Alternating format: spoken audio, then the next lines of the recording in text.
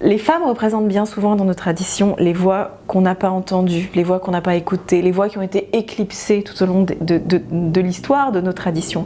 Et je pense que la quête de la paix, aujourd'hui, elle a quelque chose à voir avec la possibilité de faire de la place à d'autres voix, à d'autres visions, à d'autres lectures. Et je crois que les femmes, elles peuvent incarner ça très bien aujourd'hui, quand de l'intérieur de leur tradition, qu'elles soient juives, musulmanes, chrétiennes, des femmes parlent et se réapproprient une parole, une certaine érudition, une certaine connaissance de leur tradition, eh bien elles viennent dire que au sein de leur tradition, les voix sont plurielles, qu'il n'y a pas de bloc monolithique, qu'il y a d'autres façons de dire, d'autres façons de lire, d'autres façons de penser.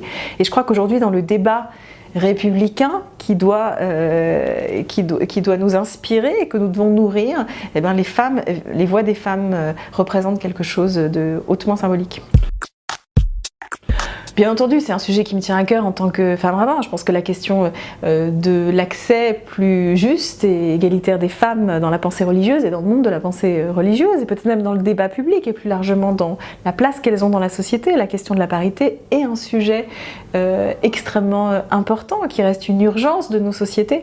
Mais je crois surtout qu'à travers la question de la femme et du féminin est toujours posée la question de l'autre, la question de l'altérité. Et que cette question de l'altérité, cette question de l'autre et de la place que je suis prêt à lui faire est en réalité très proche de la question de la laïcité.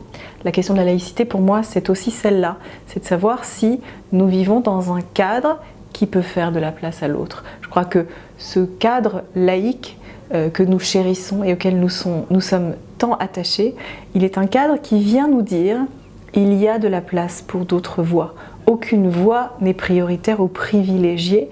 Il y a de la place pour d'autres voix à condition de tendre l'oreille, à condition de reconnaître que quelle que soit mon appartenance et mon identité ethnique ou religieuse, je peux faire dans mon monde, dans mon système, dans ma république, dans ma nation, dans ma maison, de la place à l'autre.